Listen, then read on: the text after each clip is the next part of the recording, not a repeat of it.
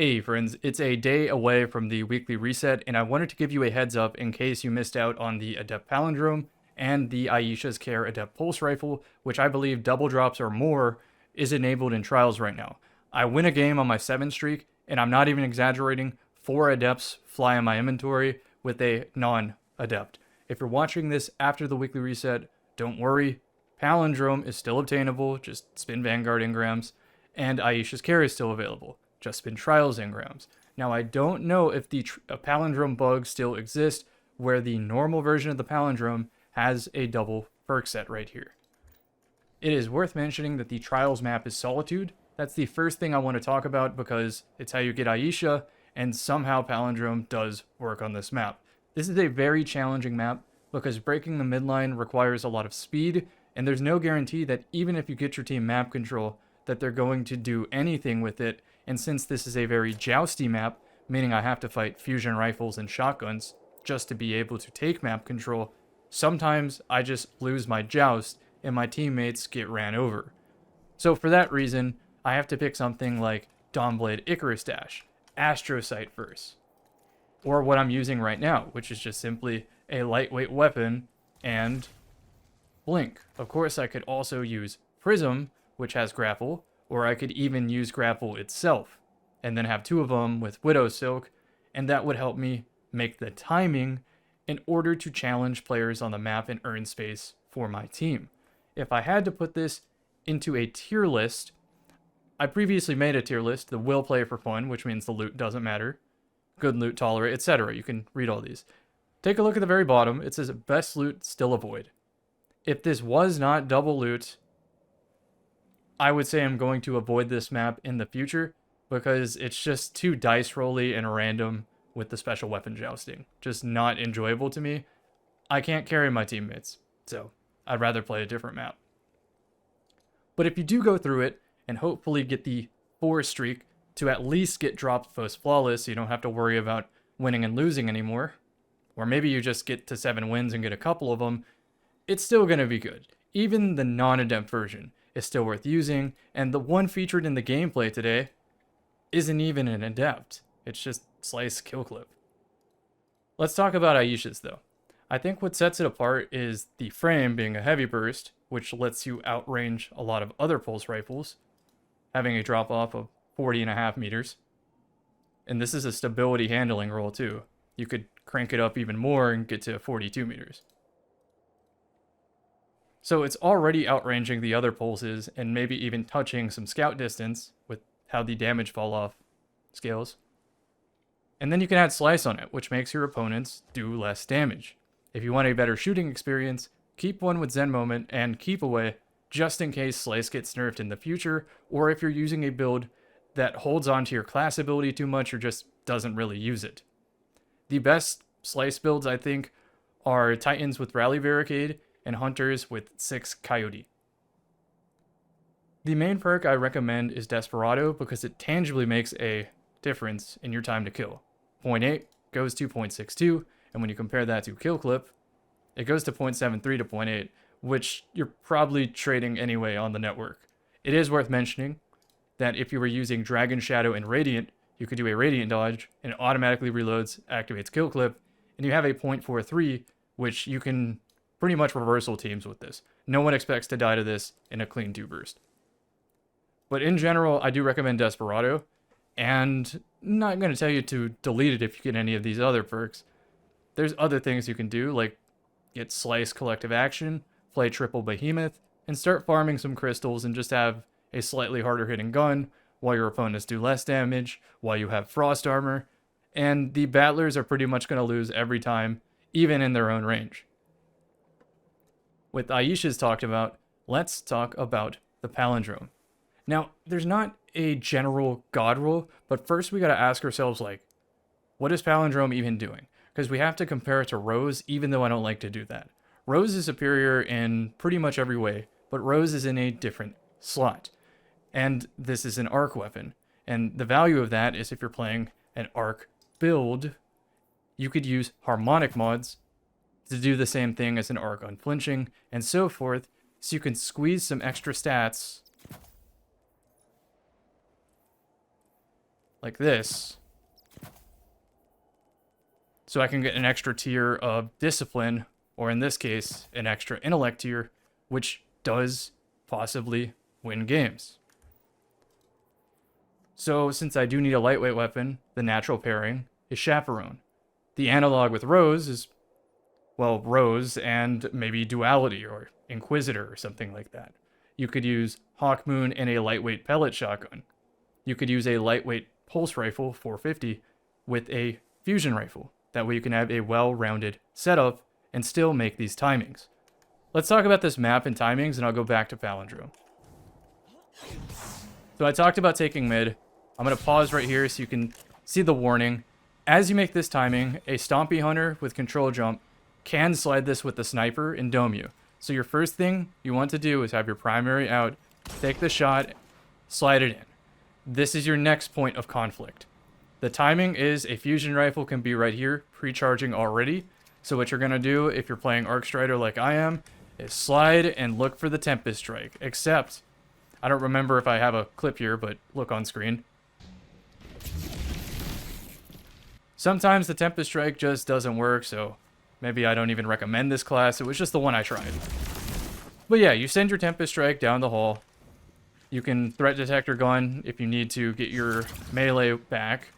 So now that I've owned this space, I can start blinking around and isolating fights.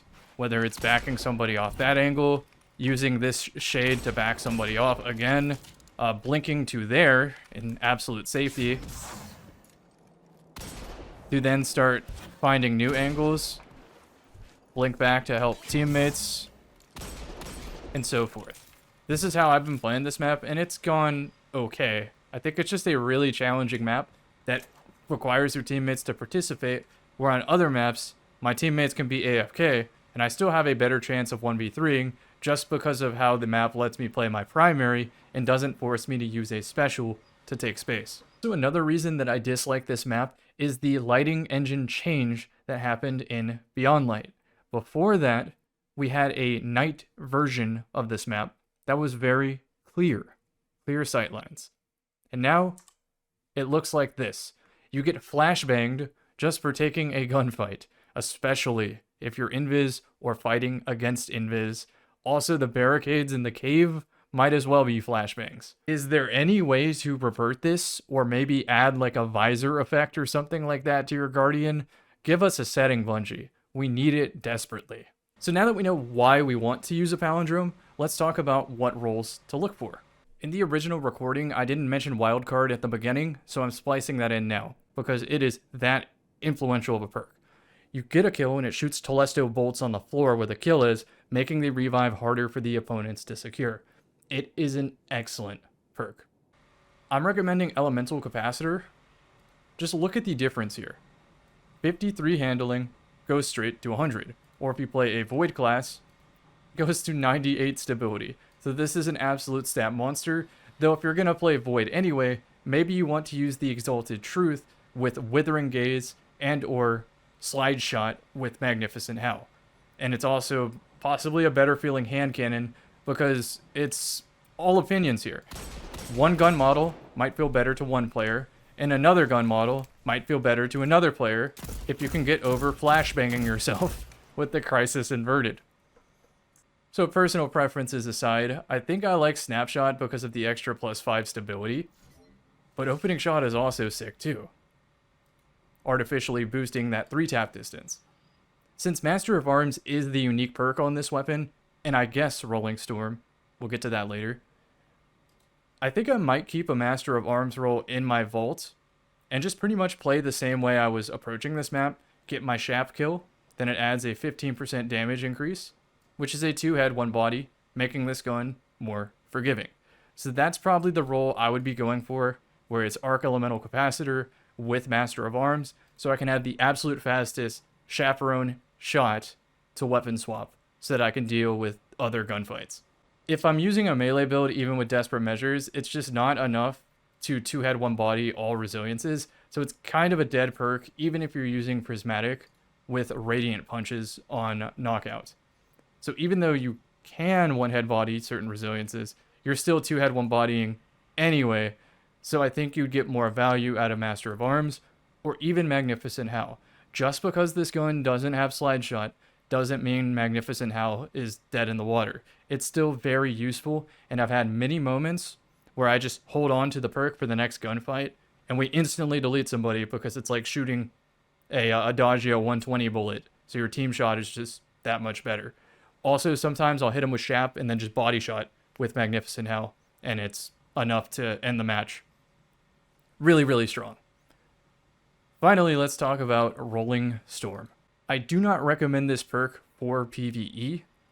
I saw some tweet with like Incandescent and Rolling Storm build crafting and stuff like that, but it just doesn't make sense. Titan is the only class that can discharge a bolt charge by standing behind their barricade.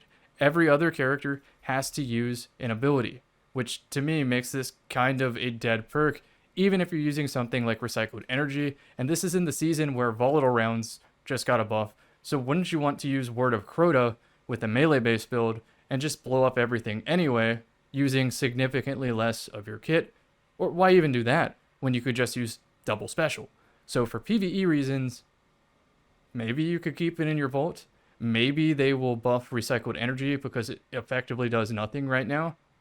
I don't know. But if that day ever comes and it's really strong in PvE, I'll just reobtain this. I don't need it to say adept to shoot ads in PvE.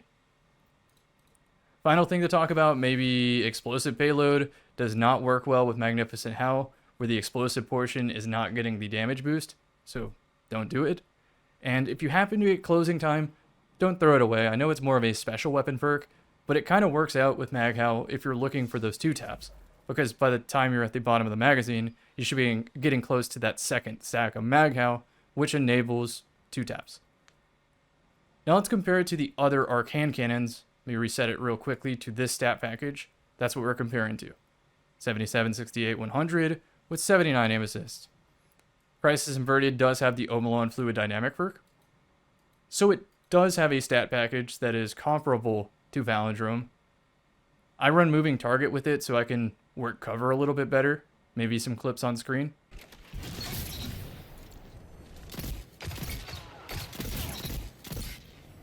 It's okay. I don't like the muzzle flash, so I'm definitely going to delete this. I've used a Cantata similar to this in the past. It has the Surus Synergy Origin trait, which means, I guess my character just got kicked, which means that you get plus 40 handling, and more importantly, flinch resistance, so you can gun your opponent. In the gunfight, Eye of the Storm activates as opening shot goes away. It's a buttery, smooth shooting experience, but you still do have to activate Surus Synergy. And with the timings that I was showing you on this map with Blink and a Lightweight, I don't have time to shoot my gun and reload.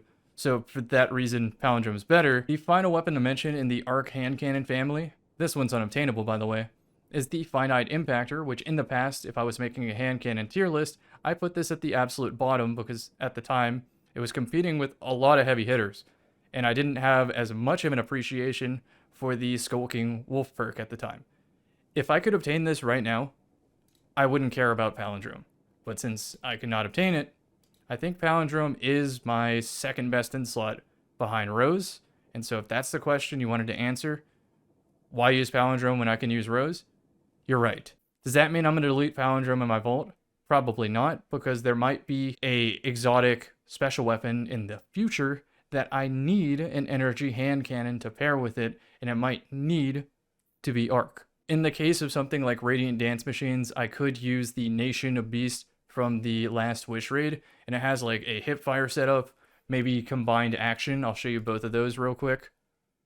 There's the combined action, hipfire Adagio for 2-taps, and then Nation of Beast, hipfire, and offhand strike. I didn't mention it when comparing it to Palindrome because functionally you're trying to do something extremely different at the cost of 50 handling. So yeah, I'll still hold on to a Palindrome, preferably one with Magnificent Hal or with opening shot, elemental capacitor, accurized rounds, small bore, range masterwork. For now, this is the best one that I own. I'll try to upgrade it just a little bit, but I'm probably not going to use it that much. But I did have fun with it for this play session. Check out the clips in the background. Then we're going to switch over to some Pally gameplay and finish with an Aisha's gameplay.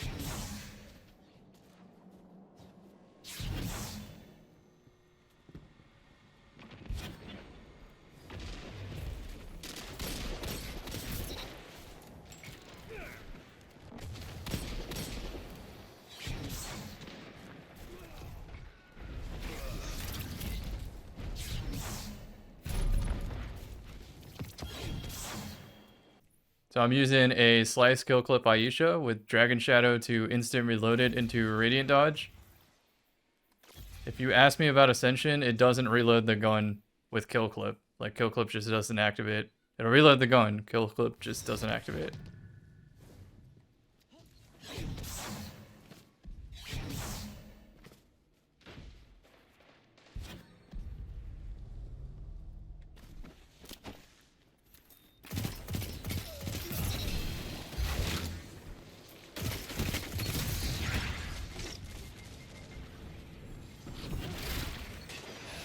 Oh!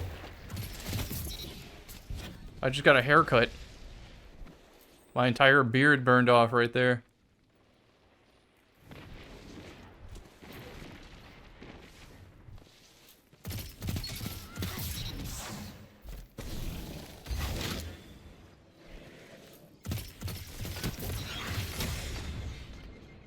Did I make an orb?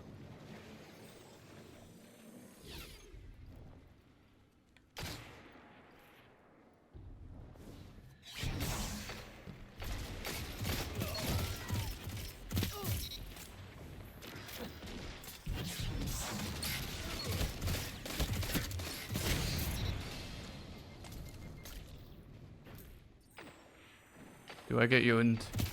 Does he get yoined?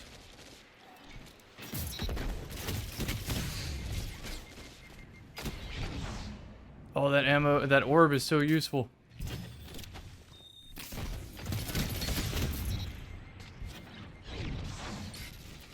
Got the orb.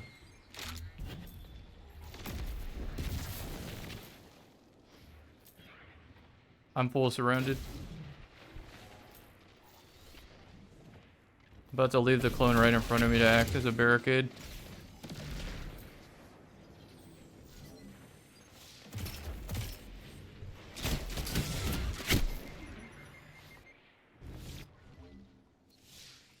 I got baited. That's all that was. All good though. They need to catch up just a little bit so I can continue playing Endless Veil.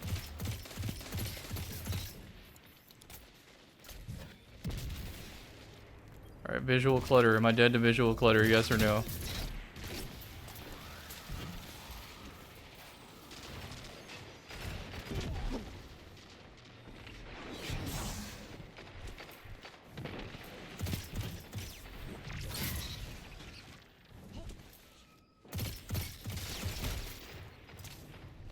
Save my smoke for my next kill clip.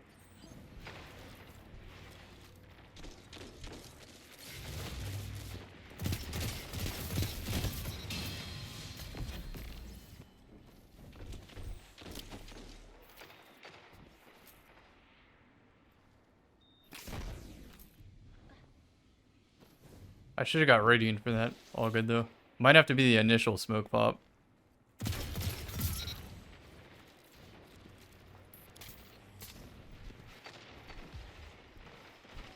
I don't think I can TTK that left side.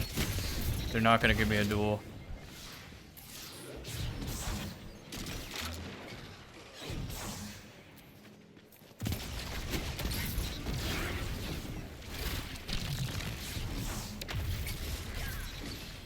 Hilarious.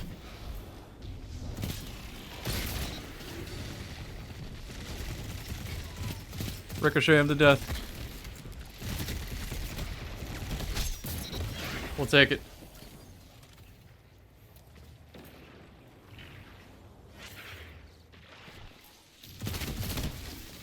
I'll take some of this energy. Put that over there and we go.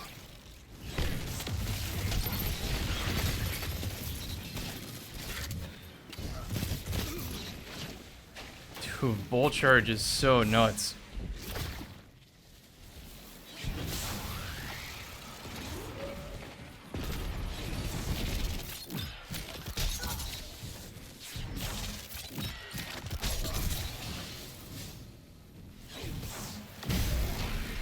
Oh, no more juice. No more juice in the tank. Ricochet him.